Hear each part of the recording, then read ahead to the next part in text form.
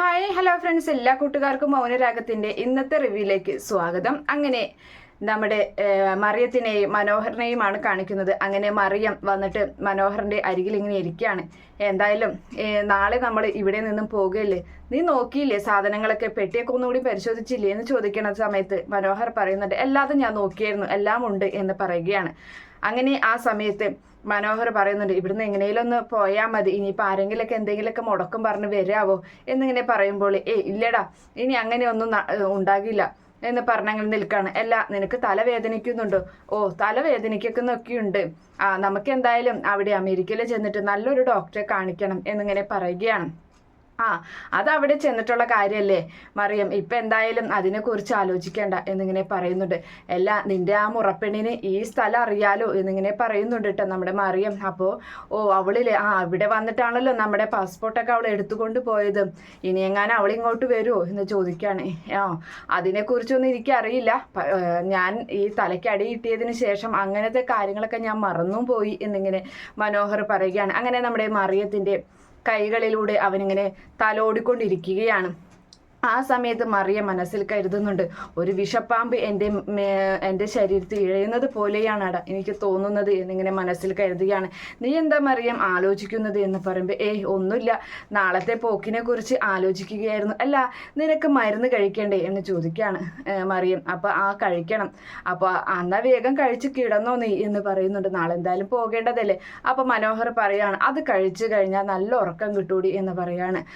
അതിനെന്താ, നല്ലതല്ലേ, നീ അത് കഴിച്ചു ഉറങ്ങിക്കോ, അങ്ങനെയായ നിന്നോട് എനിക്ക് സംസാരിച്ചിരിക്കാൻ പറ്റുമോ എന്നിങ്ങനെ ചോദിക്കുന്നുണ്ട്. അപ്പോൾ അതിനിപ്പോൾ എന്താ എന്നോട് സംസാരിച്ചിരിക്കേണ്ട, നമുക്ക് എന്തായാലും നാളെ ഫ്ലൈറ്റിൽ യാത്രയുള്ളല്ലോ, എത്ര നേരം യാത്ര ഉള്ളത്, നിനക്ക് എൻ്റെ അരികിൽ ഒന്നിച്ചിരിക്കാമല്ലോ. പിന്നെ ഇപ്പോഴത്തെ കാര്യം എന്താ, ഈ വേദന സഹിച്ച് ഇരിക്കേണ്ട, എവിടെയാ മരുന്ന് വെച്ചിട്ടുള്ളത് എന്ന് ചോദിക്കുകയാണ് മറിയം. അപ്പോൾ അത് ആ കബോർഡിലുണ്ട് എന്ന് പറഞ്ഞിട്ട് അവിടെ നിന്നും എഴുന്നേറ്റ് നമ്മുടെ മറിയം ആ മരുന്നെടുത്ത് അവന് കഴിക്കാനായിട്ട് കൊടുക്കുകയും ചെയ്യുന്നുണ്ട്. അങ്ങനെ അവൻ അത് കഴിക്കുകയും ചെയ്യുകയാണ്. പിന്നീട് കാണിക്കുന്നത് നമ്മുടെ താരയെയാണ്. അപ്പോൾ താര മറ്റൊരു വീട്ടിലാണല്ലോ താമസിക്കുന്നത്. അപ്പോൾ ആ താര അവിടെ ഇങ്ങനെ ഒരു റൂമിലേക്ക്, ഒരു ഇരുട്ടുമുറിയിലേക്ക് അവിടേക്ക് വരികയാണ്. ആ സമയത്ത് ഒരു പുറം തിരിഞ്ഞ് ഒരു സ്ത്രീ ഇരിക്കുന്നതാണ് കാണിക്കുന്നത്. അത് മറ്റാരുമല്ല, നമ്മുടെ സരയുവാണ്. അപ്പോൾ താര അരികിലേക്ക് വരുമ്പോൾ സരയു എഴുന്നേറ്റ് നിൽക്കുകയാണ്. ആ സമയത്ത് അവരങ്ങനെ ആലോചിക്കുന്നുണ്ട്, നമ്മുടെ സരയുവിനെ എങ്ങനെയാണ് താരയ്ക്ക് കിട്ടിയത് എന്ന്. അതായത് സരയു ഇങ്ങനെ അലഞ്ഞു തിരിഞ്ഞിങ്ങനെ റോട്ടിലൂടെ ഇങ്ങനെ നടക്കുകയാണ്. ആ സമയത്ത് അവൾക്ക് വെള്ളം കുടിക്കാൻ ദാഹിച്ചിട്ട് അവിടെ ഒരു പൈപ്പിൻ്റെ ചോട്ടിൽ അത് തിരിച്ചു നോക്കുമ്പോൾ ഒരു തുള്ളി വെള്ളം പോലും അതിലുണ്ടാകുന്നില്ല. അപ്പോൾ അവൾ ആകെ കഷ്ടപ്പെട്ട് അങ്ങനെ നിൽക്കുന്ന സമയത്താണ് താര ഓട്ടോയിൽ ഇങ്ങനെ വരുന്നത്. അപ്പോൾ ഓട്ടോയിൽ വരുമ്പോൾ കാണുന്ന താര ഇവളിങ്ങനെ പൈപ്പിൻ്റെ ചോട്ടിൽ അങ്ങനെ നിൽക്കുന്ന ആ ഒരു കാഴ്ചയാണ്. അപ്പോഴേക്കും അവൾ ഓട്ടോ അവിടെ നിർത്തിയിട്ട് താര അതിൽ നിന്ന് ഇറങ്ങിയിട്ട് ഇങ്ങോട്ട് വാ മോളെ എന്ന് പറഞ്ഞിട്ട് പിടിച്ചുകൊണ്ട് ഇങ്ങനെ കൊണ്ടുപോവുകയാണ്. നീ എന്താ ഇവിടെ എന്നൊക്കെ ചോദിക്കുന്നുണ്ട്. അപ്പോൾ ആ സമയത്ത് നമ്മുടെ സരയു പറയാണ്, നിങ്ങളാണല്ലേ എൻ്റെ ശരിക്കുള്ള അമ്മ എന്നിങ്ങനെ പറഞ്ഞിട്ട് എന്തായാലും അവളെ ഒരു വിധത്തിൽ നയത്തിൽ പറഞ്ഞ് മനസ്സിലാക്കി അവളെ ആ ഓട്ടോയിൽ കയറ്റി കൊണ്ടുപോയി അവളെ താര താമസിക്കുന്ന വീട്ടിൽ അവൾ സരയുടെ നിർദ്ദേശപ്രകാരം തന്നെയാണ് അങ്ങനെ ഒരു വീട്ടിൽ അവർ രണ്ടുപേരും ഒറ്റയ്ക്ക് താമസിക്കുന്നത്. അങ്ങനെ സരയു പറയുന്നുണ്ട്, ആരും അറിയണ്ട, നമ്മളിവിടെയുള്ള കാര്യം ആരും അറിയണ്ട. ആരാ വന്നത്, കല്യാണി കിരണുമാണെന്ന് തോന്നുന്നില്ലേ വന്നത് എന്നിങ്ങനെ താരയോട് ചോദിക്കുകയാണ്. അപ്പോൾ അതെ എന്ന് പറയുന്നുണ്ട്. ഞാനിവിടെ ഉള്ള കാര്യം അവരോട് പറഞ്ഞില്ലല്ലോ എന്ന് ചോദിക്കുകയാണ്. ഇല്ല, പറഞ്ഞില്ല, പക്ഷെ അവർക്ക് എന്തോ സംശയമുള്ള പോലെ ഉണ്ട് എന്ന് താര പറയുകയാണ്. അതുണ്ടാവാതിരിക്കില്ല അമ്മേ, കാരണം എൻ്റെ കുഞ്ഞ് അവരുടെ വീട്ടിലാണ്, അതായത് കല്യാണിയുടെ അമ്മയുടെയൊക്കെ അരികിൽ, ആൻറ്റിയുടെയൊക്കെ വീട്ടിൽ. അപ്പോൾ ആ കുഞ്ഞിനെ എൻ്റെ അമ്മ, അതായത് ഈ അമ്മ അവിടെ നിന്നും കുഞ്ഞിൻ്റെ അരികിൽ നിന്നും ഇങ്ങോട്ട് വന്നപ്പോൾ അവർക്ക് ചില സംശയങ്ങൾ ഉണ്ടാവാതിരിക്കില്ലല്ലോ, കാരണം കുഞ്ഞിനെ വിട്ട് അമ്മ ഒരിക്കലും നിൽക്കില്ലല്ലോ. അപ്പോൾ അതിൻ്റെ പേരിൽ എന്തെങ്കിലും സംശയമൊക്കെ അവർക്കുണ്ടാകും. എന്തായാലും ആരോടൊന്നും പറയണ്ടമ്മേ, നമുക്ക് എന്തായാലും ഇവിടെ തന്നെ നിൽക്കാം, നമുക്ക് ഒരുത്തിലോട്ടും പോകണ്ട.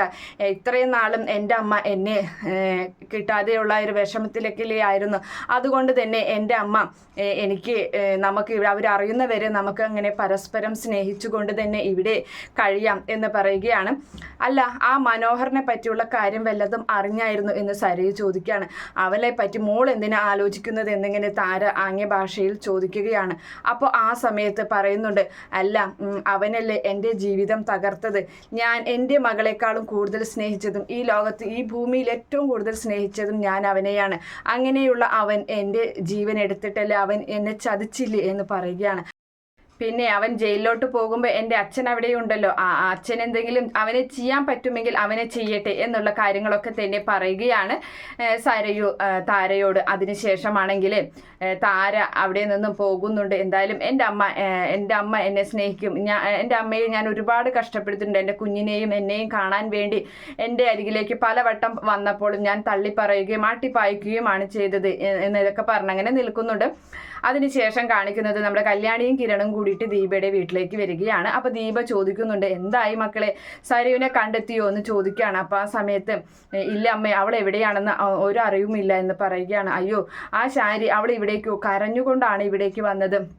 അവളുടെ സങ്കടം കണ്ടിട്ട് സഹിക്കാൻ പറ്റുന്നില്ല. ഇപ്പോൾ എവിടെയാണാവോ ശാരി, ഞാൻ ഇവിടെ നിൽക്കാൻ പറഞ്ഞിട്ട് അവൾ നിന്നുപോലും ഇല്ല എന്നിങ്ങനെ ദീപ പറയുന്നുണ്ട്. അപ്പോൾ ആ സമയത്ത് ആൻറ്റിയെ ഓർത്ത് അമ്മ വിഷമിക്കേണ്ട, ആൻറ്റി കിരണേട്ടൻ്റെ അച്ഛൻ്റെ അമ്മയുടെയും വീട്ടിലുണ്ട് എന്ന് പറയുകയാണ്. അല്ല ഈ മനോഹറിനെ ജയിലിലോട്ട് കൊണ്ടുപോയില്ലേ, പോലീസ് പിടിച്ചില്ലേ എന്ന് ചോദിക്കുകയാണ് ദീപ. അപ്പം ഇല്ല അമ്മേ, അവനെ കൊണ്ടുപോയിട്ടൊന്നുമില്ല. അവനെ ഇപ്പം മറിയത്തിൻ്റെ ഒപ്പമുണ്ട്. അവൻ ഇത്തിരി കൂടി സ്വപ്നം കാണട്ടെ, അതിന് ശേഷമാണ് അവൻ്റെ കലാശക്കൂട്ട് ഉണ്ടാകാൻ പോകുന്നത്, അതിനുശേഷമാണ് അവൻ ജയിലിലേക്ക് പോകാൻ പോകുന്നത് എന്നുള്ള കാര്യങ്ങളൊക്കെ തന്നെ ഇങ്ങനെ പറയുകയാണ്. അതിന് ശേഷമാണെങ്കിൽ നമ്മുടെ വീണ്ടും മറിയത്തിനെയും അതുപോലെ മനോഹറിനെയും കാണിക്കുകയാണ്. അപ്പോൾ രാവിലെ തന്നെ മനോഹർ എഴുന്നേറ്റിട്ടുണ്ട്. എങ്ങനെയുണ്ടടാ ഇപ്പോൾ നിനക്ക് എന്ന് ചോദിക്കുമ്പോൾ എനിക്ക് കുഴപ്പമൊന്നുമില്ല മറിയം എന്ന് പറയുകയാണ്. ഇന്നലെ നല്ല സുഖമായിട്ട് ഉറങ്ങിയല്ലോ, അതിൻ്റെ ആയിരിക്കും എന്ന് പറയുമ്പോൾ അത് എന്തായാലും നമുക്കിവിടെ നിന്ന് പോയി കഴിഞ്ഞാൽ എനിക്ക് പാതി ടെൻഷനൊക്കെ ഒഴിഞ്ഞു കിട്ടുമെന്നിങ്ങനെ പറയുകയാണ്. എന്നാൽ നമുക്ക് ഇറങ്ങിയാലോ, ഞാൻ സാധനങ്ങളൊക്കെ വണ്ടിയിൽ കൊണ്ടുവച്ചിട്ടുണ്ട് എന്ന് പറയുമ്പോൾ എന്നാൽ ശരി എന്ന് പറഞ്ഞിട്ട് അങ്ങനെ അവർ രണ്ടുപേരും അവിടെ നിന്നും ഇറങ്ങാൻ നിൽക്കുകയാണ്. ആ പടിയിലെ റിസപ്ഷനിൽ ആ മാനേജർ കാണുന്നുണ്ട്. മാനേജർ ചോദിക്കുകയാണ്, എല്ലാം എന്താ നിങ്ങൾ ഇറങ്ങായോ എന്ന് ചോദിക്കുമ്പോൾ അതെ എന്ന് മറിയം മറുപടി പറയുന്നുണ്ട്. എന്നാൽ പോയിട്ട് വന്നിട്ട് കാണാമെന്ന് പറയുമ്പോൾ അതെ, ഈ യാത്രയെങ്കിലും നിങ്ങൾക്ക് ഒരു തടസ്സവും ഇല്ലാതെ അങ്ങ് നടന്നാൽ മതിയായിരുന്നു എന്ന് മാനേജർ പറയുന്നുണ്ട്. ഈ യാത്ര എന്തായാലും തടസ്സപ്പെടാനൊന്നും പോകുന്നില്ല, ഞങ്ങളിനി നിങ്ങളെ വിളിക്കാൻ പോകുന്നത് അമേരിക്കയിൽ നിന്നായിരിക്കും എന്നിങ്ങനെ മനോഹർ ആ മാനേജരോട് പറയുകയും ചെയ്യുകയാണ്. അതിനുശേഷമാണെങ്കിൽ അവർ യാത്ര പറഞ്ഞ് കാറിൽ കയറി അങ്ങനെ പോകുന്നുണ്ട്. അങ്ങനെ കുറച്ച് ദൂരം അങ്ങനെ പോവുകയാണ്.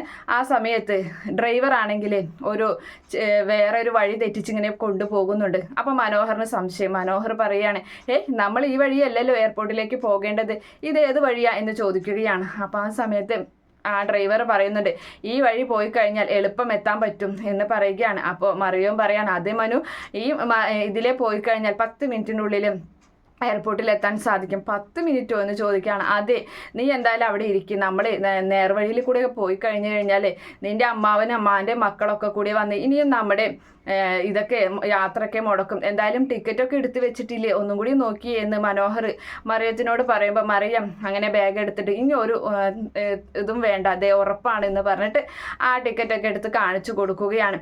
അതിനുശേഷമാണെങ്കിലും നേരെ ഒരു പോലീസ് സ്റ്റേഷൻ്റെ മുന്നിലാണ് ആ കാർ വന്ന് നിൽക്കുന്നത്. അപ്പോൾ പോലീസ് സ്റ്റേഷൻ്റെ മുന്നിൽ കാണുമ്പോൾ നമ്മുടെ മനോഹറിൻ്റെ മുട്ടിടിക്കുകയാണ്. അപ്പം മനോഹർ ചോദിക്കുന്നുണ്ട്, എന്താ ഇത്, ഇവിടെ എന്താ എന്ന് ചോദിക്കുകയാണ്. അപ്പോൾ ആ സമയത്ത് പറയാണ്, അത് പിന്നെ ഇവിടെ നിൽക്കാണ്, ഇവിടെ എൻ്റെ ഒരു ബന്ധുവുണ്ട്, ഇവിടുത്തെ SI എൻ്റെ ബന്ധുവാണ്, അദ്ദേഹത്തെ ഒന്ന് കാണണം, അദ്ദേഹം പറഞ്ഞിട്ടുണ്ട് നിന്നെയും ഒന്ന് കാണണമെന്ന്, അദ്ദേഹത്തോട് യാത്ര പറഞ്ഞാൽ നമുക്ക് പോകാം. അപ്പോൾ അതൊന്നും പറ്റില്ല, ഞാനൊന്നും വരില്ല എന്നിങ്ങനെ മനോഹർ ചൂടായി നോക്കുന്നുണ്ട്. അപ്പോൾ ആ സമയത്ത് മറിയവും ദേഷ്യപ്പെടുകയാണ്. മറിയാൻ പറയുന്നുണ്ട്, അതെന്താ നിനക്ക് വന്നാൽ നീ വായോ, എൻ്റെ അത്ര അടുത്ത ബന്ധു ആയതുകൊണ്ടല്ലേ, നിന്നെ ഒന്ന് പരിചയപ്പെടുത്താൻ ആവശ്യം എനിക്കുണ്ട് എന്നും പറഞ്ഞിട്ട് നിർബന്ധിച്ചിട്ട് മനോഹറിന്റെ കൈ പിടിച്ച് അങ്ങനെ ഇറക്കുകയാണ്. അങ്ങനെ മനോഹറിന് വേറെ നിവൃത്തിയൊന്നുമില്ല. മനോഹർ അങ്ങനെ ഇറങ്ങുന്നുണ്ട്. ആ സമയത്ത് അങ്ങനെ ഇറങ്ങുന്ന സമയത്ത് അപ്പുറം അകലെ നിന്ന് നോക്കുമ്പോൾ കാണുന്ന കാഴ്ച നമ്മുടെ കിരണിനെയും കല്യാണിയെയുമാണ് ആ പോലീസ് സ്റ്റേഷനിൽ. ഇവരെന്താ ഇവിടെ എന്നിങ്ങനെ വളരെ പേടിയോടുകൂടി തന്നെ മനോഹർ ചോദിക്കുകയാണ്. അപ്പോൾ ആര് എന്നിങ്ങനെ ചോദിച്ചിട്ട് അറിയാണെങ്കിൽ അറിയാത്ത പോലെ ഇങ്ങനെ അവരിങ്ങനെ നോക്കുന്നുണ്ട്. ഓ, അത് നിൻ്റെ അമ്മാവൻ്റെ മകളില്ലേ, നീ ഇന്നാൾ പറഞ്ഞത് അങ്ങനെയല്ലേ എന്നിങ്ങനെ ചോദിക്കുകയാണ് കല്യാണിയെ ചൂണ്ടിക്കാണിച്ചിട്ട് മറിയം. അപ്പോൾ ആ സമയത്താണെങ്കിൽ അവിടേക്ക് അവരുടെ അരികിലേക്ക് എത്തിക്കുകയാണ് കല്യാണിയും കിരണും. അപ്പോൾ കിരൺ ചോദിക്കുന്നുണ്ട് മറിയത്തിനോട്, മേഡത്തിന് എന്നെ അറിയോ, ഓർമ്മയുണ്ടോ എന്ന് ചോദിക്കുന്നുണ്ട്. ആ ഓർമ്മയുണ്ട്, അന്ന് കൺസ്ട്രക്ഷൻ വർക്ക്. അതെ അത് തന്നെ. അല്ല, നിങ്ങൾ അന്ന് എൻ്റെ ഓഫീസിലേക്ക് വന്ന് കൺസ്ട്രക്ഷൻ വർക്ക് തന്നിട്ട് പിന്നെ എന്തുകൊണ്ടാണ് അത് വേണ്ട എന്ന് വെച്ചത് എന്ന് ചോദിക്കുകയാണ്. അത് പിന്നെ അപ്പോൾ ഇതാരാ എന്ന് ചോദിക്കുന്നുണ്ട്. ഇതെൻ്റെ ഹസ്ബൻഡാണ് എന്ന് പറയുന്നത്. ഹസ്ബൻഡോ എന്ന് കല്യാണി ചോദിക്കണം. അത് എൻ്റെ കഴുത്തിൽ താലി കെട്ടിയ ആള് എന്ന് മറിയം പറയുന്നുണ്ട്.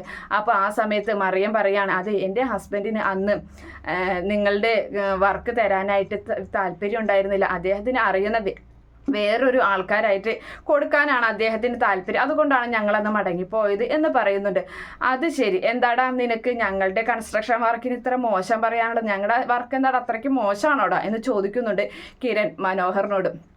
മനോഹർ ഒന്നും മിണ്ടാതെ അങ്ങനെ തല കുമ്പിട്ട് നിൽക്കുകയാണ്.